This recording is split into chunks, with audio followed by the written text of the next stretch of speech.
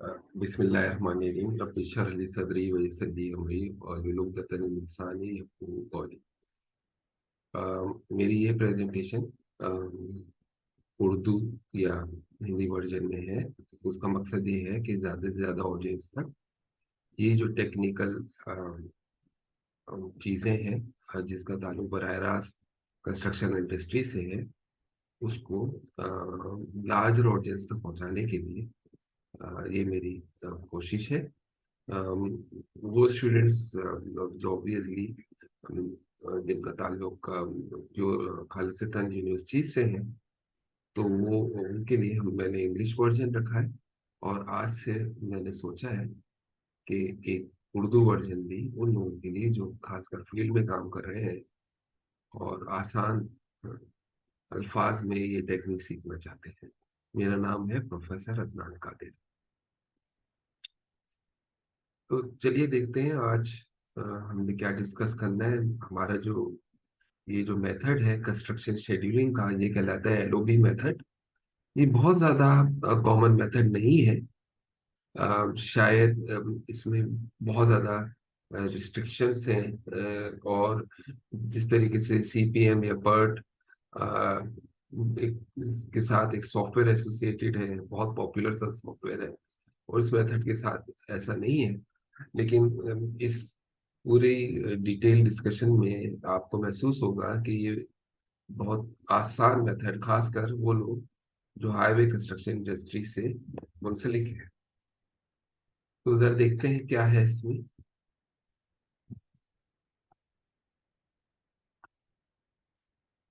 Advantage क्या है?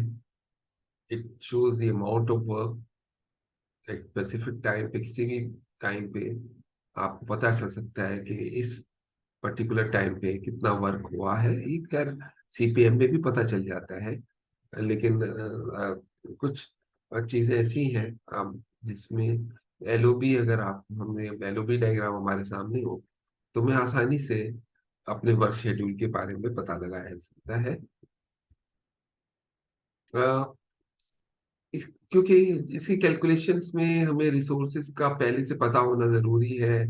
तो इसलिए हम रिपीटेड एक्टिविटीज अगर हमने करनी है तो उसको बड़े आराम से आप, अगर हम इस मेथड के कॉन्सेप्ट पता है, तो हम एक साथ कई इलाकों में काम कर सकते हैं। उसी लेबर, उसी वर्क फोर्स या उसके साथ डिफरेंट वर्क फोर्स के साथ इसकी जो कॉस्ट कॉस्ट और टाइम ऑप्टिमाइजेशन है वो भी बड़ी वाज़ेह हो रहती है। इसकी विजुअलाइजेशन आप देखेंगे बहुत आसान है। इसको आप कभी भी चेंज कर सकते हैं, अपडेट कर सकते हैं और शेड्यूल को अपने दोबारा तब्दील कर सकते हैं। जो मुख्तलिफ सब कॉन्ट्रैक्टर्स आपके डिफरेंट सेक्शंस में काम कर रहे हैं, उनके साथ आप आराम से मैनेजमेंट कर सकते हैं, क्योंकि क्लियर पिक्चर प्रोजेक्ट की हमें शुरू से ही पता चल जाती है, right from the start. Clear management, source source management है, आराम से काम कर सकते हैं। जैसे बताया कि रिसोर्स ऑप्टिमाइजेशन फंक्शन इसमें बिल्कुल वाज है। लोकेशन ऑफ क्रूज को भी पता है, लगाया जा सकता है कि इस वक्त क्रू कहाँ काम कर रहा हो, प्रोडक्टिविटी क्या है। जो वहाँ के साइट इंचार्ज हैं या साइट मैनेजर हैं, साइट सुपरवाइजर है, उनके लिए मिडल ऑफ द प्रोजेक्ट में अंदाजा लगाने की बड़ा आसानी से अंदाजा लगाया जा सकता है कि वहाँ जो काम जो है वो किस स्पीड से, किस रेट से हो रहा है, और क्या जो शेड्यूल, जो बेंचमार्क हमने सेट किए थे उसके साथ वो काम उसके मुताबिक है या उससे स्लो है। अब प्रॉब्लम क्या है कि एलओबी में ऐसी दो ऑपरेशन, कंसेक्यूटिव ऑपरेशंस जब ओवरलैप हो जाए तो वो फिर वो एलओबी की प्रॉब्लम नहीं रहती। ये एक प्रॉब्लम, जैसे हम अगर सीपीएम में करते हैं कि एक एक्टिविटी है उसके आगे दो एक्टिविटी है, तो इस किस्म की चीजें एलओबी में विजुअलाइज करना मुश्किल होता है। ये सबसे बड़ा ड्रॉबैक इस मेथड का है, इसलिए शायद उसको बिल्डिंग कंस्ट्रक्शन वगैरह में नहीं लिया जाता। अच्छा, फिर एक और चीज है कि जो बफर टाइम है, कि एक का ऑपरेशन खत्म होगा तो दूसरे का शुरू होगा। तो ये भी मिनिमम टाइम इंटरवल हमें चाहिए, अब बफर टाइम जिसे वो फार्म में कहते हैं, उसकी जरूरत है। लेकिन ये एक एक तरह से ये भी है कि अगर हाईवे कंस्ट्रक्शन प्रोजेक्ट है तो उसमें इस चीजों की जरूरत होती है। फर्ज करें कि अगर आपने जैसे बेस कोर्स ले किया हुआ है और उसकी लेयर अभी आपने कॉम्पैक्ट की है, तो आप आपको कुछ दिन चाहिए उसकी लेयर को ड्राई होने में से पहले कि आप एसफॉल्ट इस्तेमाल कर सकें। तो इस किस्म की चीजें, एक लेयर आपने कर ली, दो लेयर में बेस कोर्स आपने डालना है, तो इस किस्म की चीजें जो है यकीनन उसमें आपको बफर टाइम का पता होना चाहिए। अच्छा, अब इसमें अगर दो प्रोजेक्ट, जैसे कहा गया कि प्योर लीनियर प्रोजेक्ट नहीं है। प्योर लीनियर प्रोजेक्ट क्या होते हैं कि जैसे आपको 1 किलोमीटर रोड बनाना है तो उसमें आपके पास सेट ऑफ एक्टिविटीज डिसाइडेड है। पहले आपने क्लियर करना है, फिर अर्थ मूव करना है, फिर सब ग्रेड को कंपेयर करना है, फिर बेस सब बेस डालना है, फिर बेस डालना है, फिर एस्फॉल्टिक बेस को डालना है, एस्फॉल्ट डालना है, फिर मार्किंग करनी है। तो ये हर एक्टिविटी दूसरे से मुंसलिक है। तो इस किस्म के लीनियर प्रोजेक्ट अगर ना हो तो फिर इस इसको साथ इस मेथड का एप्लीकेशन जो है वो मुश्किल हो जाती है। अच्छा, लेकिन ऐसा नहीं होता। अच्छा, फिर कभी कभार हम ये भी सोचते हैं कि सिर्फ एलओबी मेथड सिर्फ लीनियर प्रोजेक्ट्स के लिए है। ऐसा नहीं है। जैसे कुछ वो प्रोजेक्ट है, वो प्रोजेक्ट जिसमें एक्टिविटीज रिपीटेशन होगा, उसके लिए एलओबी बड़ा अच्छा मेथड है उसको प्रेजेंट करने के लिए। फर्ज करें कि एक बिल्डिंग है, एक बिल्डिंग में फर्स्ट फ्लोर जब बनता है तो उसकी एक्टिविटीज वैसी ही हैं जो सेकंड फ्लोर के लिए, और जो थर्ड। तो इस किस्म की लीनियर एक्टिविटीज तो दायर है, आप एलओबी में कर सकते हैं। लेकिन एक हाईवे प्रोजेक्ट है जिसमें ऑब्वियसली एक हाईवे एक कंस्ट्रक्ट करना है एक जगह से दूसरी जगह, तो उसमें कलवर्ट्स भी आएंगे, ब्रिजेस भी आएंगे, कई पाइल की जरूरत पड़ती है आपको, कई सब स्ट्रक्चर की जरूरत पड़ती है। तो उस सूरत में कुछ एक्टिविटीज में पैरेलल चलाने पड़ती है। यहाँ वो लिमिटेशन आ जाती है जिसकी वजह से जो है वो हमें मुश्किल होती है। दूसरी वजह ये भी है कि एक अगर रूरल एरियाज है, रूरल रोड है जहाँ सीधे सीधे आपने रोड बनाना है और वहाँ यूटिलिटीज का रिलोकेशन वगैरह नहीं है, तो वो तो वहां पे एलओबी बड़ा अच्छा सूटेबल करता है, काम करता है। लेकिन कहाँ जहाँ आपको यूटिलिटी से पालना पड़ता है, खासकर अर्बन एरिया में, तो वहाँ के लिए एलओबी जो है वो मुस्तनद मेथड नहीं समझा जाता। आप ये कह सकते हैं ये जो मेथड हम डिस्कस कर रहे हैं ये बहुत ज्यादा पॉपुलर नहीं है, अभी लोग इस पे रिसर्च कर रहे हैं, लेकिन कुछ अभी भी अगर हम चाहें तो इसको बड़े आसानी से इस्तेमाल कर सकते हैं। जरा देखते हैं ये जो एलओबी डायग्राम है इसके मतलब किस तरीके से बनती है। वाई एक्सिस पे आपके नंबर ऑफ यूनिट्स हैं। अब ये नंबर ऑफ बिल्डिंग यूनिट्स भी हो सकते हैं। एक जैसे प्रोजेक्ट आपने देखा होगा, सोसाइटीज है, उसमें मुख्तलिफ एक 1 यूनिट बेंगलोज बनाए जा रहे हैं लाइन से, तो वो नंबर ऑफ यूनिट्स, वो वाले प्रोजेक्ट भी लीनियर प्रोजेक्ट्स कहलाए जा सकते हैं। कि जहाँ आपने एक साथ पहले कहीं फाउंडेशन कर दी, एक फाउंडेशन की, एक की फाउंडेशन की, दूसरे की आपने जो है वो सुपर स्ट्रक्चर खड़ा किया, तीसरे का जो है वो आपने फिनिशिंग शुरू कर दी। तो इस किस्म की एक्टिविटीज आप पैरेलल कर सकते हैं। अच्छा, अब इसमें इस डायग्राम को समझने की जरूरत है। ये पैरेलल एक्टिविटीज नहीं है क्योंकि तीनों के जो स्लोप है वो आप मुख्तलिफ है। लेकिन इस डायग्राम से हमें अंदाजा हो सकता है कि जितना ही स्टीप स्लोप है वो रेट फास्टर है, जितना जेंटल या जेंटल स्लोप है, तो फ्लैट स्लोप की तरफ जा रहा है, उसका मतलब है वो एक्टिविटी स्लो है। तो यहाँ से वो जो हम बात कर रहे थे कि जो एलओबी है उसमें रेट का डिटरमिन करना, अपने प्रोग्रेस को ड्रॉ करना आसान है। इन दो बार के दरमियान आप देखते हैं कि एक मिनी में गैप है, इसको बफर कहते हैं। जैसे मैंने आपसे कहा कि दो एक्टिविटीज के दरमियान का वक्फा जो है वो बफर्स कहलाता है। एलओबी प्रोजेक्ट्स में आमतौर पर इस बफर, इस किस्म का बफर मजबूरी होता है एक हाईवे कंस्ट्रक्शन और उसको। अच्छा, मजे की बात यह है कि ये जो बफर्स हैं ये आप जब आपके पास आइडेंटिफाई हो तो उसको आप ऑलरेडी प्रोजेक्ट टाइम में इंक्लूड करते हैं। तो ये शायद एक और फायदा है, अनलेस दूसरे टेक्निक जिसे हम खासतौर पर सीपीएम या पर्ट में जहाँ ये मिनिमम बफर्स की जो है वो इतनी उस तरीके से एप्लीकेशन नहीं है। अच्छा, ये वाई एक्सिस जो है, इसमें परेशान होने की इसलिए जरूरत नहीं है कि वाई एक्सिस में नंबर ऑफ यूनिट्स की जगह, आप अगर रोड प्रोजेक्ट है तो नंबर ऑफ किलोमीटर्स आ सकता है, कितने किलोमीटर्स आपने बनाया है। अच्छा, अगर इस डायग्राम को और देखा जाए तो जैसे मैंने आपसे कहा कि एक्टिविटी ये सबसे फास्ट जा रहा है, एक्टिविटी बी और एक्टिविटी सी। अच्छा, ये जो दूसरी वाली डायग्राम है, ये बड़े पैरेलल वर्किंग है, ये आइडियल कंडीशन है कि देखिए तीनों स्लोप एक जैसे हैं, और ये शायद ही आपको किसी प्रोजेक्ट में मिले। मैं नहीं समझता कि एक रियल टाइम प्रोजेक्ट में इस किस्म की डायग्राम आपको शायद मिल पाए, लेकिन फिर भी थ्योरेटिकली ये पॉसिबल तो है। अब यहाँ पे ये देखिए कि ये जो ओवरलैपिंग है, अब ये ओवरलैपिंग में आप शायद इसको इस तरीके से कह सकते हैं कि बी और सी इस तरह स्टार्ट भी हो सकती है कि शायद जो 2 किलोमीटर तक है, आपने पहले ही, जैसे फर्ज करें अगर ये number of kilometre Y axis पे है, और तो आपने शायद 2 किलोमीटर तक पहले ही आप जो है वो एक्टिविटी, ये दोनों साइमल्टेनियसली स्टार्ट हो सकती है और उसके बाद ये आगे जा सकती है।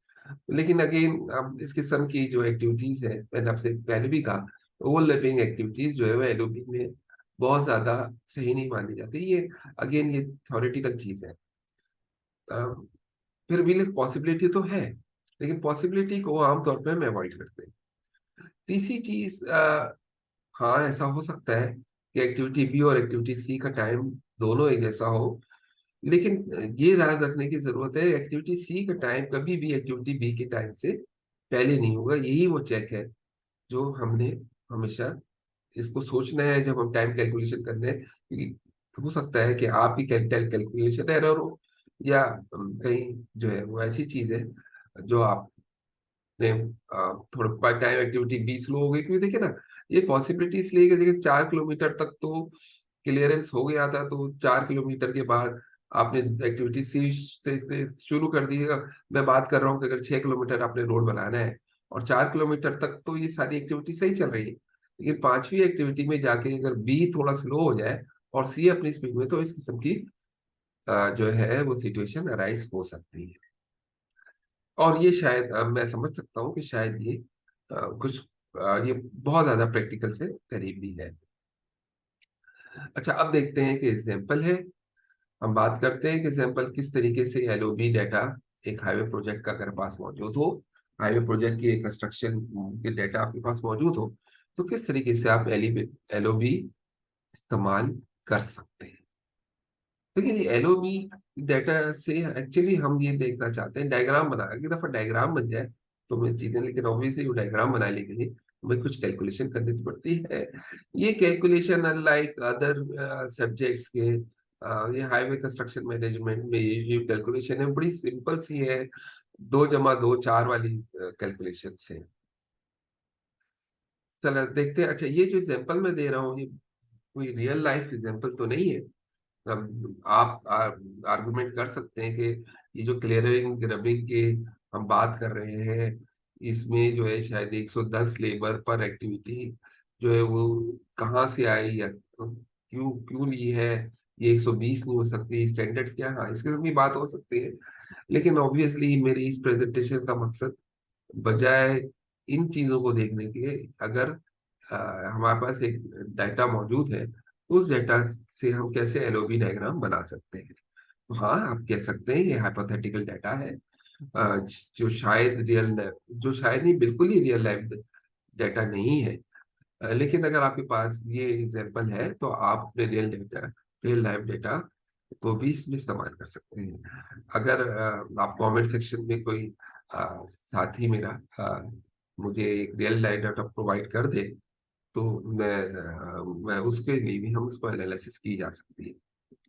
अच्छा, बाय द वे, ये जो है मेरी जो यूट्यूब प्रेजेंटेशन है, इसके अंदर जो कमेंट्स का सेक्शन है, इसमें मैंने ये इसकी पीडीएफ भी जो है वो रख दी है, ताकि अगर आप इसको हार्ड कॉपी के फॉर्म में लेना चाहें, बगैर ऑब्वियसली यूट्यूब का कोई और सॉफ्टवेयर जिसमें आप इसको कन्वर्ट करें स्क्रीनशॉट्स में, तो मैंने वो आपकी आसानी के लिए रख दिया।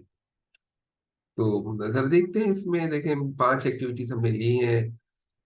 और एक्टिविटीज के दरमियान हो भी सकती हैं, लेकिन मेरा मकसद सिर्फ एक्सप्लेन करना है चीज़ों को। तो मैंने इस तरतीब में ले ली कि भाई एक हाईवे कंस्ट्रक्शन प्रोजेक्ट है, जो जो जिसमें आपने पहली एक्टिविटी उसमें क्लियरिंग रबिंग है, दूसरी अर्थ मूव करना है, इस सब बेस प्रिपरेशन है, बेस प्रोपोर्शन है। अब एसफॉल्ट पेविंग को मैंने बेस कोर्स और वेरिंग कोर्स में नहीं लिया। सिर्फ यही सोचा कि फर्ज करो कि एक एसफॉल्ट वेरिंग कोर्स ही डाल रहे हैं उस पे प्रोजेक्ट पे। इसमें और सारी एक्टिविटीज भी ऐड हो सकती है, जरूरी नहीं है जो 4 ग्राफ या 4 बार चार्ट पे हो। इसमें can be A number of multiple graph. इसमें कर्व स्टोन भी लगा सकते हैं, बहुत सारी एक्टिविटीज हम जानते हैं जो हम कर सकते हैं। चलिए, और इस डेटा में हमें रिक्वायरमेंट क्या है कि हमारा क्लाइंट कहता है कि हमें 6 किलोमीटर का प्रोजेक्ट है, और हमारे जो क्लाइंट की रिक्वायरमेंट है मिनिमम कि भाई उस वो जो है वो चाहता है कि 1 किलोमीटर पर वीक जो है वो आ, ये एक हो जाए। लेकिन देखिए लॉजिकली भी शायद एक वीक में ऐसा करना आसान नहीं है। लेकिन जैसे हमने कहा कि ये फिर हाइपोथेटिकल प्रॉब्लम है। अच्छा, दूसरी चीज ये है कि ये मैंने किलोमीटर्स में लिया है। आमतौर पे जो एक्सपर्ट्स हैं वो कहते हैं कि 0.5 माइल्स जो है वो पॉसिबल है, वेरी मच पॉसिबल है। एक रोड का एक इन एक्टिविटीज का एक किसी रोड प्रोजेक्ट में वो करना पर वीक। तो अगर इस नजरिए से देखें तो 0.1 किलोमीटर का मतलब 0.6 किलोमीटर। अगेन हमें, मैं इस बहस में नहीं पढ़ना चाहता कि ये डाटा रियल है या नहीं है, यहाँ सिर्फ एप्लीकेशन प्रोजेक्ट का मकसद है। लेंथ ऑफ द डे 8 घंटे हैं हमारे यहाँ। हम लोग जो है वो लेबर से 12 12 घंटे भी काम करवाते हैं। इसी तरीके से हमारी जो वीकडेज होते हैं वो 5 नहीं होते, 6 भी होते हैं। और कभी कभार अगर काम को जल्दी फिनिश करना है, कोई पॉलिटिकल कमिटमेंट है, तो हम 7 दिन काम करते हैं और 24 घंटे भी काम करते हैं। लेकिन अगेन हम सिर्फ इसको, क्योंकि ये वो वेरिएबल है जो बड़े आसानी से चेंज हो सकते हैं, और जो प्रॉब्लम मैं आपको समझा रहा हूँ उस फॉर्मुलेशन आरएस से इनकॉर्पोरेट हो सकते हैं। अच्छा, सॉल्यूशन स्टेप्स क्या है कि हमें, तो हमारा जो आउटपुट है वो तो एलओबी डायग्राम है, लेकिन ऑब्वियसली उसके लिए हमें कुछ डेटा की जरूरत है। एक है theoretical gang size, actual gang size, actual rate of output. हमें कैलकुलेट करना है कि एक एक्टिविटी को कितना वक्त चाहिए कंप्लीट होने में। और एक एक्टिविटी के स्टार्ट, पहली एक्टिविटी और लास्ट यूनिट, यानी कि पहला किलोमीटर रोड और आखिरी किलोमीटर जो अगर फर्ज करें, जो हमारे यहाँ हमने कहा कि 6 किलोमीटर रोड बनाना है, तो पहले किलोमीटर और छठे किलोमीटर के दरमियान जो वक्त है वो कितना टाइम आपके पास मौजूद होगा। तो ये भी हम बआसानी कैलकुलेट कर सकते हैं। फिर पहले अगर पहला यूनिट बनाना है तो उसका पहला दिन कौन सा होगा, उस एक्टिविटी, हर मुख्य एक्टिविटीज में उस एक्टिविटी का आखिरी दिन क्या होगा यूनिट 1 के लिए, और कॉरस्पॉन्डिंग यूनिट्स के लिए आखिरी यूनिट्स के लिए क्या होगा, और फिनिश यूनिट के, और बिटवीन हर यूनिट के लिए क्या क्या टाइम रेट हमें चाहिए, वो इस ये हमने कैलकुलेट करना है। इसमें कुछ फार्मूलेज हैं, जो बड़े सिंपल से फार्मूलेज हैं। आ, जैसे थ्योरेटिकल गैंग साइज। अच्छा, गैंग का मतलब है ग्रुप ऑफ पीपल जो कि एक साथ काम करते हैं। अच्छा, इस गैंग में शायद मशीनरी भी शामिल है, मशीनरी भी शामिल होती है। लेकिन इस वक्त हम इस प्रॉब्लम के हिसाब से हम ये समझते हैं कि शायद इसमें लेबर है, लेकिन ऐसी बात नहीं है। या इसको ऐसा समझना कि इसमें सिर्फ मशीनरी इन्वॉल्व नहीं है, तो ये ठीक नहीं है। इसमें सब कुछ इन्वॉल्व है। लेबर आवर पर ऑपरेशंस में मशीनरी भी आ जाती है, लेबर आवर एक जेनरिक जेनरिक टर्म है। इसका मतलब ये नहीं कि सिर्फ मजदूरों ने ही काम करना है, या मैंने इसमें मशीनरी का भी इन्वॉल्वमेंट जो है उस लेबर आवर पर ऑपरेशन में शामिल है। अच्छा, फिर एक्चुअल गैंग साइज है, जो भी वैल्यूज आएगी इसको मल्टीपल ऑफ 3 है। अब ये मेरी लैक ऑफ नॉलेज कह ले, या मैंने जो भी रेफरेंस पढ़ा है उसमें कहा जाता है कि जो भी साइज होगी एटलीस्ट 3 जो है उसके मेंबर, गैंग के कम से कम 3 मेंबर होना जरूरी है। बजाय कैलकुलेशन थ्योरेटिकल कैलकुलेशंस में वो 1.2 आ रहा हो, 1.1 आ रहा है, लेकिन ऐसा नहीं है। हमें कम से कम मिनिमम 3 गैंग की साइज होनी चाहिए किसी भी एक्टिविटी के लिए। अच्छा फिर तो फिर आप कहेंगे यार वो साइज, एक्चुअली साइज क्यों कैलकुलेट करते हैं गैंग साइज? वो तो एक आपको अंदाजा है ना, तो हो सकता है 3 भी ना हो सकता है 5 6 हो सकता है 9 हो। तो अगर आप कैलकुलेशंस नहीं करेंगे तो कैसे पता चलेगा? लेकिन मिनिमम आप ये समझे कि 3 होनी चाहिए।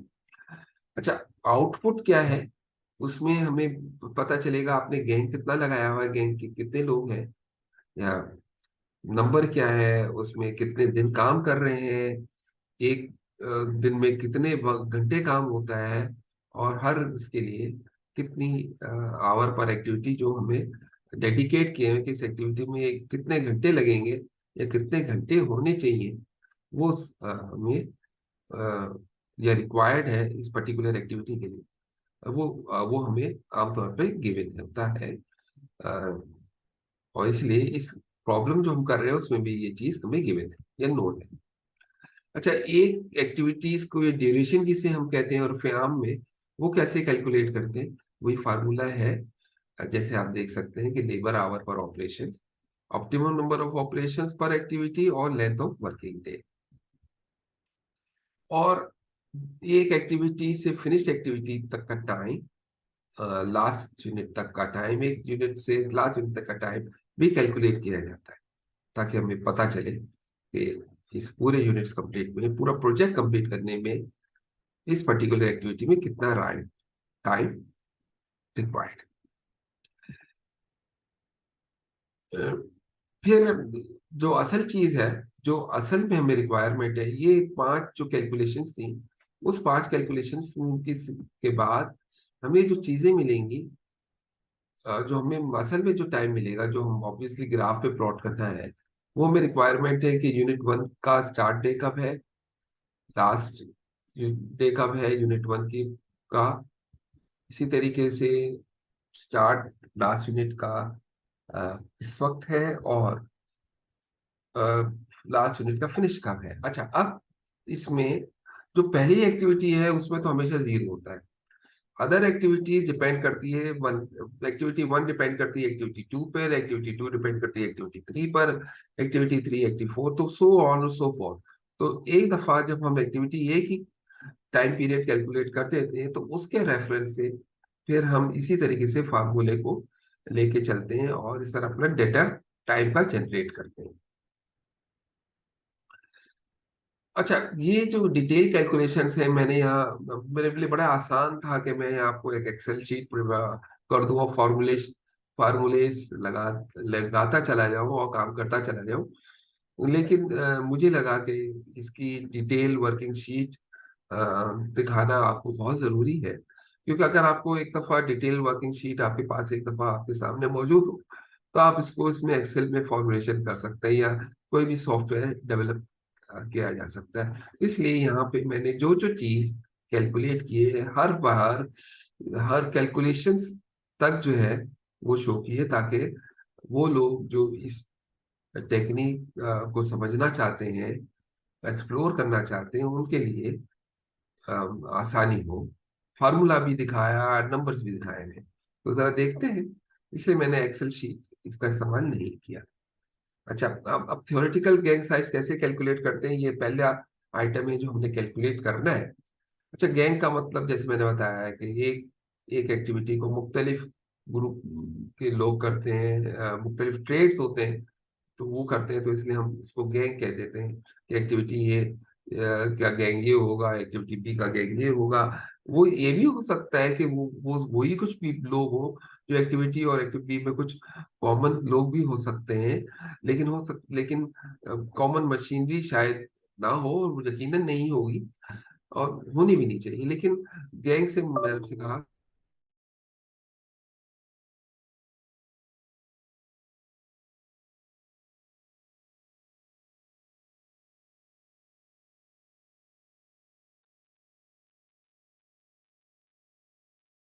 अच्छा, तो हम डिटेल कैलकुलेशंस की बात कर रहे हैं। यहाँ मैंने जैसे कहा कि ये डिटेल कैलकुलेशन जो है इसकी कुछ ऐसे है कि हमने हर एक्टिविटी बाय एक्टिविटी करना है इसे।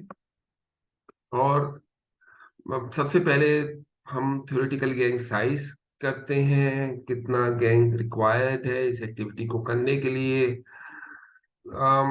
इसका जो फॉर्मुलेशन है, जो सीधी सीधा सा फार्मूला है इसका, कि जो लेबर आवर आपको दिए हुए हैं, टारगेट रेट क्या है, कितने वर्किंग डेज आप काम करेंगे वीक पे, और लेंथ ऑफ वर्किंग डे क्या है।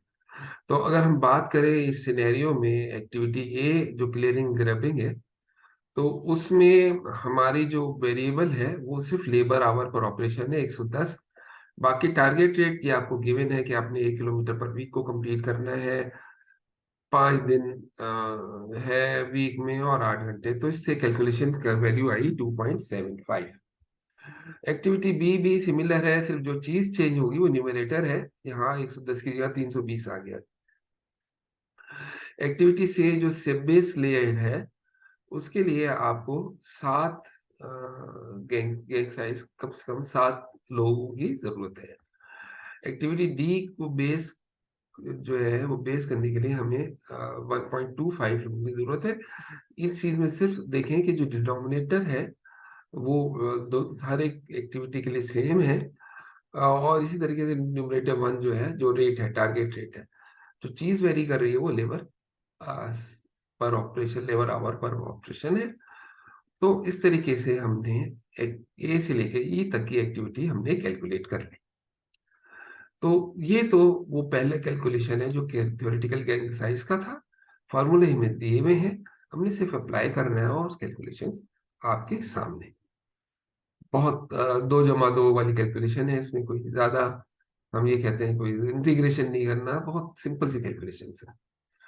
अब आ जाए, इसको हमने क्या करना है, हमने कहा था जो प्रैक्टिकल गैंग साइज है या एक्चुअल गैंग साइज है, इसको मल्टीपल ओवर 3 लेना है। तो जहां आपके पास 2.75 आया है, तो नेक्स्ट मल्टीपल इसका 3 होगा। अर्थ मूविंग के लिए 8 आया था, तो हमने इसको 9 कर लिया। सब बेस को 7 है बेस का, तो उसको 9 ले लिया, क्योंकि नेक्स्ट मल्टीपल 7 के बाद 9 आता है, 6 आता है इससे पहले, और फिर 9 आता है। और इसी तरीके से 1.25 को हमने कहा ना कि 3 के मल्टीपल होना चाहिए। और ये एक्चुअल गैंग साइज जो है, आखिरी एक्टिविटी है, उसका 1 हमारे पास आंसर था, उसको हमने 3 के बराबर लिया। अच्छा, अब हम आगे चलते हैं। तीसरा स्टेप है आउटपुट को कैलकुलेट करना। और इसमें जो एक्चुअल गैंग साइज हमने स्टेप 2 में कैलकुलेट किया था, इस्तेमाल करेंगे। वर्किंग डे पहले से हमें गिवन है, आवर पर एक्टिविटी ये भी हमारे पास गिवन है। तो हर एक्टिविटी के लिए अगर हम चाहें तो बहुत सिंपल सी है चीजें, और आप देख सकते हैं कि अगर आप इंजीनियरिंग स्टूडेंट्स थे तो ये कैलकुलेशन शायद, इससे आसान कैलकुलेशन आपने शायद अब तक परफॉर्म नहीं की हो। हम फिर चलते हैं चौथी एक्टिविटी की तरफ, चौथे कैलकुलेशन की तरफ, जिसमें हमें एक एक्टिविटी के लिए टाइम कितनी रिक्वायर्ड है वो कैलकुलेट करना है। अगेन वही लेबर आवर पर ऑपरेशन इसमें का वेरिएबल है। ऑपरेशन जो हमने कैलकुलेट किए थे ऑप्टिमम, वो लेंथ ऑफ वर्किंग डे है। तो आप देख सकते हैं कि ये वैल्यू 4.58 है, और टाइम को हमेशा मेरी मेरी कोशिश ये है कि 5 डेज में कर दिया जाए। 4.58 को हम वर्क और घंटों और दिन में कर सकते थे, लेकिन देखें ये कंस्ट्रक्शन के काम है, इसमें 2-3 दिन लेट तो हो सकते हैं, लेकिन उसको घंटों में कन्वर्ट करना, ये बहुत ज्यादा ऑप्टिमाइजेशन और एक अनड्यू प्रेशर है जो हम अपने आप पर क्रिएट कर रहे हैं। ये कंस्ट्रक्शन एक्टिविटीज हैं, ये थ्योरेटिकल चीजें हैं, या फार्मूलेशन सिर्फ गाइडेंस के लिए है। तो हमें प्रैक्टिकल होने की भी बहुत जरूरत है इस बारे में। अर्थ मूविंग है, इसका आंसर 5 आ रहा है। सब बेस का कैलकुलेशन बहुत सिंपल है, फार्मूले आपने देखे हैं, और इससे आपने एक्टिविटी ए से लेकर ई तक की वैल्यूज निकाल ली। साथ साथ अच्छा, अब देखिए, वैसे तो अगर आप बिल्कुल मैथमेटिक टर्म में जाएं कि तो ये 4.38 तो 4.5 होना चाहिए, मैंने इसको 4.5 नहीं किया, इसको 5 कर दिया। अच्छा, फिर इस तरीके से 2.08 है, तो बड़े आसानी से कहा जा सकता है इसको राउंड ऑफ तो करना है, इसको 2 डेज कर ले। ऐसा होता नहीं है। देखिए, जो चीज पॉइंट से बढ़ गई वो फिर नेक्स्ट नंबर है, ये नंबर है। ये टाइम जो है उसको हमने इस तरीके से लिया है, थोड़ा राउंड ऑफ या थोड़ा आप समझिए कि राउंड अप कर दिया है इसे। तो इसमें हम मैंने कहा ना कि हमें इन चीजों में ये कैलकुलेशन जो है इसमें हमें थोड़ा बहुत मार्जिन ऑफ एरर भी रखना चाहिए। अब आ जाते हैं आखिरी वन, पहली एक्टिविटी से आखिरी एक्टिविटी तक का टाइम क्या होगा। इसका फार्मूला आपके सामने है। इसमें जो एक चीज वेरिएबल है इसमें देखें कि टोटल यूनिट्स जो भी होंगे, जैसे हमारे यहाँ 6 किलोमीटर से, तो हमने 6 - 1, ये ऐसे ही है जैसे हम बार कैलकुलेट करते हैं ना, नंबर ऑफ बार, तो n - 1 कर देते हैं ना कि एक स्पेसिंग में आपको कितने चेंज की स्पेसिंग चाहिए, तो जो भी आता है उसमें हम एक प्लस कर लेते हैं, तो आप इस तरह समझ लीजिए इसको। तो इस तरीके से ये क्लियरिंग है, रबिंग है, अगेन 22.93 आया, मैंने इसको 23 कर दिया। अर्थ मूविंग को भी हम 20, देखिए 22 भी ले सकते थे, लेकिन जैसे मैंने बताया प्रैक्टिकली जो चीज 22 से बढ़ गई वो 23 है, अब वो 22 नहीं है। फिर सब बेस के लिए 20 दिन हमें रिक्वायर्ड है, बेस के लिए 11 दिन, एक 11 दिन है पहली एक्टिविटी और दूसरे दिन एक्टिविटी के दरमियान का जो, लास्ट एक्टिविटी के दरमियान फॉर फर्स्ट किलोमीटर कंस्ट्रक्शन और लास्ट किलोमीटर से कंस्ट्रक्शन के दरमियान जो टाइम होगा वो 11 दिन होगा, और एसफॉल्ट पेविंग का 9 दिन होगा। ये हाँ, ये कैलकुलेशन है। ये वो 5 बेसिक कैलकुलेशन जिसकी बुनियाद पे आपकी अगली कैलकुलेशन है 6 से 9 तक, जो आपको एक्चुअल विजुअलाइजेशन डेटा फराहम करती है। तो आगे बढ़ते हैं। अच्छा, एक्टिविटी ए, अब हमने हर एक्टिविटी के 4 टाइम कैलकुलेट कैलकुलेट करने हैं।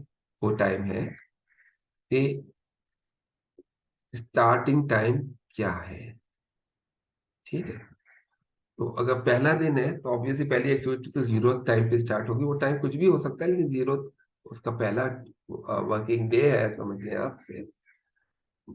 लास्ट टाइम तो स्टार्ट टाइम भी 0 हो गया। लास्ट डे का जो होगा हमने देखना पड़ेगा कि जो हमने कैलकुलेट किया था, एक एक्टिविटी शायद सीरियल नंबर 4 था, उसमें ये शायद नहीं, यकीनन नंबर 4 था जो हमने कैलकुलेट किया था, उसका टाइम हमने यहाँ ले लिया जो कि 5 है। फिर लास्ट यूनिट जो है 1 यूनिट, फर्स्ट यूनिट और लास्ट यूनिट के दरमियान जो टाइम हमने कैलकुलेट किया था, इसकी वैल्यू ये 23 आई थी जो हमने यहाँ लिख दी है। और फिनिश लास्ट टाइम जो है वो 28। तो अगर हम देखा जाए एक्टिविटी ए के लिए तो 0 यूनिट 1 का स्टार्ट टाइम है, 5 उसका लास्ट टाइम, लास्ट डे है। फिर first activity start of last unit जो है वो जो छठा किलोमीटर है वो 23 डेज पे स्टार्ट होगा, और जो फिनिश्ड होगा वो 28 डेज। तो आप ये सब समझ सकते हैं कि एक्टिविटी ए को 6 किलोमीटर फिनिश करने में जो रेट और गिवन डाटा है वो 28 डेज। अब यहाँ हमें समझ में आता है कि हम इस 28 को कैसे 15 भी कर सकते हैं। ऑब्वियसली आप अपने लेबर आवर बढ़ा दें, अपने गैंग साइज को बढ़ा दें, ये खुद ब खुद हो जाएगा। आप अपना जो है वो रेट बढ़ा दें। तो ये सारी चीजें वेरिएबल्स अगर आप चेंज कर दें, आप टाइम, वर्किंग टाइम आवर जो है वो बढ़ा दें, तो आपका जो है वो रेट जो है, आप जो चीज आप एक्टिविटी 28 में कंप्लीट कर लें, यकीनन वो चीज आप इसको 20 पे भी कर सकते हैं, 15 पे भी कर सकते हैं। तो ये है। अच्छा, मजे की बात ये है कि जो पहली वाली एक्टिविटी है उसमें बहुत ज्यादा फार्मूले जो है वो नहीं अप्लाइड होता, सिंपल सिंपल कैलकुलेशन से। लेकिन जैसे हम दूसरी एक्टिविटी करता है, अच्छा एक एक्टिविटी यहाँ पे दूसरी एक्टिविटी पे डिपेंड करती है, या जिसे हम प्रेसिडेंस कहते हैं उस पर डिपेंड करती है, या बैकवर्ड एक्टिविटी पे डिपेंड करती है। तो जब हम टाइम बी लेंगे तो यकीनन वो टाइम ए के टाइम पर डिपेंड करेगी। तो हमारे यहाँ इस वक्त जो हमारा सवाल है उसमें हमें एक्टिविटी बी है अर्थ मूविंग। तो पहला दिन, देखें पहली एक्टिविटी के लिए तो 0 है, दूसरी एक्टिविटी जो होगी या दूसरी या तीसरी एक्टिविटी वो डिपेंड करेगी पहली एक्टिविटी पे, या उसके उससे पहली वाली एक्टिविटी पे। तो यहाँ अगर एक्टिविटी बी हम कैलकुलेशन कर रहे हैं तो हम एक्टिविटी ए को एज अ रेफरेंस हम लेंगे और उसके हिसाब से कैलकुलेशन करेंगे। जैसे time for day of unit 1 वो होगा एंड डे ऑफ यूनिट 1 जो एक्टिविटी ए का था, और जो बफर अलाउंस आपने दिया हुआ है जो 5 दिन का इस प्रॉब्लम में, तो लिहाजा ये जो लास्ट डे था, एंड डे था यूनिट 1 का 5 है। अगर आप इसको कंफर्म करना चाहें कि हमने पीछे क्या कैलकुलेट किया था, तो आप देख सकते हैं कि एक्टिविटी बी में जो लास्ट डे 5 था, तो चुनाचे ये जो 5 यहाँ पर आया है, वो हमने वो ए वाला 5 जो हमने उसका सेकंड टाइम था, 0 नहीं 5 सेकंड वाला, वो हमने लिया है। अच्छा, अब हमने ये भी देखना है कि क्या ये वाला जो टाइम हमने कैलकुलेट किया है वो एक्टिविटी ए के टाइम से पहले तो नहीं आ रहा, क्योंकि ऐसा होगा नहीं। क्लियरिंग एंग्रेविंग के बाद के से पहले आपने आप दूसरा काम स्टार्ट नहीं कर पाएंगे। कम से कम शुरू के किलोमीटर्स में, हो सकता है बाद के किलोमीटर्स में शायद आपकी ओवरलैपिंग हो जाए, लेकिन शुरू के किलोमीटर्स में एक्टिविटी में ऐसा नहीं होगा।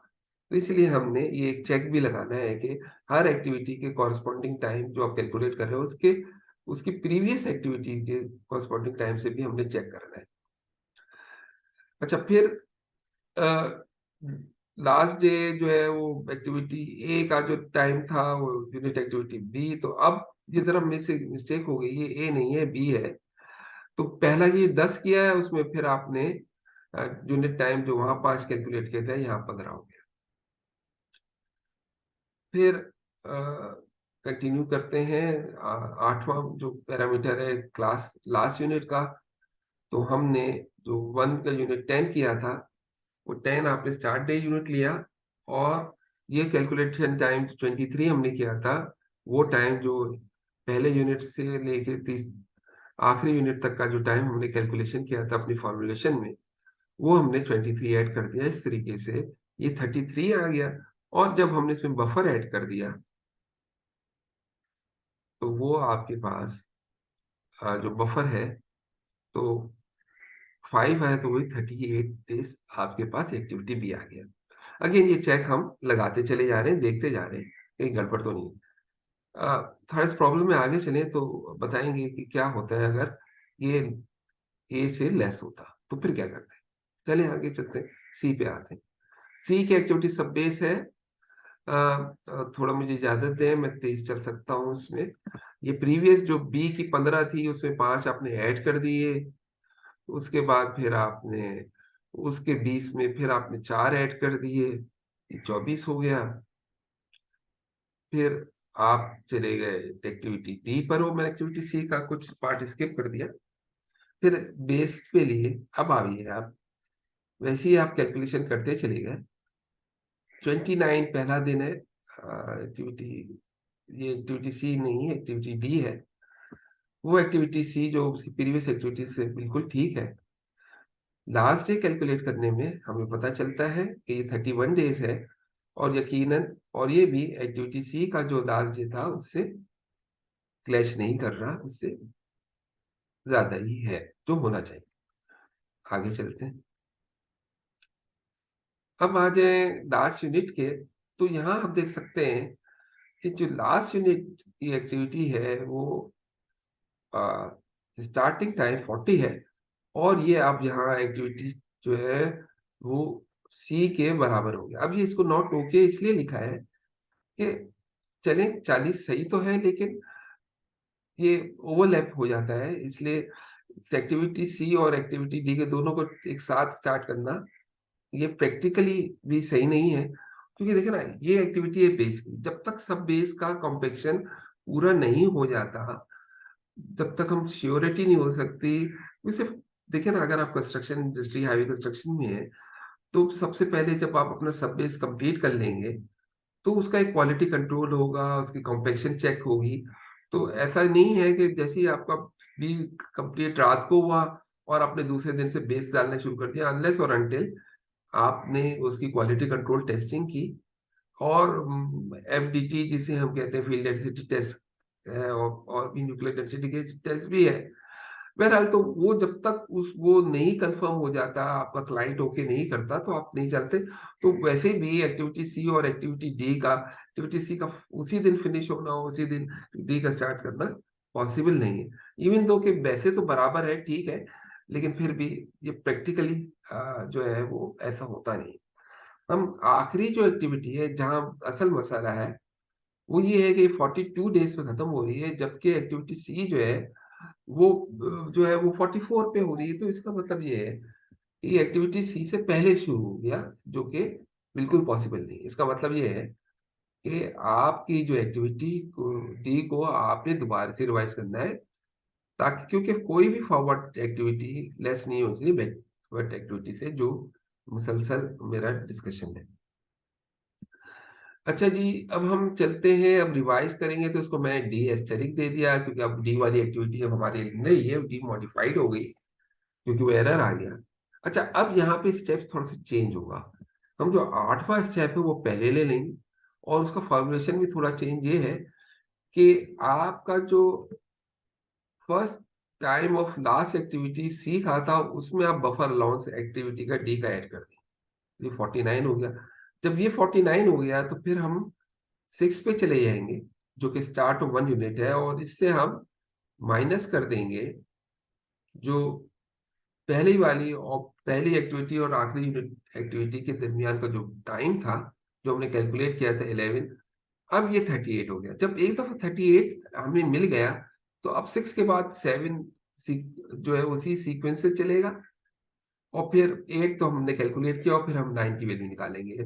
तो सिर्फ डिफरेंस ये है कि जब हमारे पास दो एक्टिविटीज मैच कर जाए, या एक एक्टिविटी दूसरी एक्टिविटी को ऑक्यूपाई कर ले, ओवरलैप कर ले, तो उसके अंदर ऑफसेट को क्रिएट करने के लिए यहाँ थोड़ी सी फॉर्मुलेशन, जो रूटीन फॉर्मुलेशन है, वो थोड़ी सी हट जाती है, और थोड़ा हम इसको जिसे रिवर्स इंजीनियरिंग कहते हैं उस टाइप की कैलकुलेशन करते हैं। चलिए आगे बढ़ते हैं। अब 7 तो फिर यकीनन वैसे ही है कि वो पहली वाली एक्टिविटी में, और सी की एक्टिविटी जो पहले वाली थी उसमें दो आपने ऐड कर दिया, वो 40 हो गई। अब ये ओके हो गया है। पहले हालांकि 40 तो अब भी ओके है, बराबर है, लेकिन अब क्योंकि आखिरी वाली एक्टिविटी ने संभाल लिया चीजें, इसलिए ये शायद अब ये चल जाएगा। और फिर फिनिश लास्ट टाइम जो है वो 51 डेज है। अब ये एक्टिविटी सी से जो हमारा मकसद है, यानी कि जो हमने अब कैलकुलेशन की है, वो बिल्कुल ठीक है एक्टिविटी सीज के तनाजुर में। अच्छा, अब हम चलते हैं एसफॉल्ट पेविंग में। इसमें हम देखेंगे कोई ज्यादा फर्क हमें नहीं पड़ेगा, वैसे ही हमने जो पहले कैलकुलेशन बी और सी के लिए करते रहे वैसे ही करेंगे। डी के लिए, डी एस्टेरिक के लिए नहीं, डी तक की जो कैलकुलेशन वही आते हैं, और इस तरीके से हम इन चीजों को लेके चलते चले जाएंगे। और आप देखें कि 45 और 47, और उसको यकीनन हमें पीछे वाली एक्टिविटी से चेक भी करते रहना है, क्योंकि ये जरूरी नहीं है कि डी में करेक्शन लगाया जाए तो ई में करेक्शन ऑटोमेटिक आ जाए। ई में भी करेक्शन आ सकता है, क्योंकि डी और ई ओवरलैप हो सकते हैं, लेकिन डी जो है वो ई से ओवरलैप करेगा, ई जो है डी के साथ ओवरलैप करेगा, कभी सी के साथ नहीं करेगा।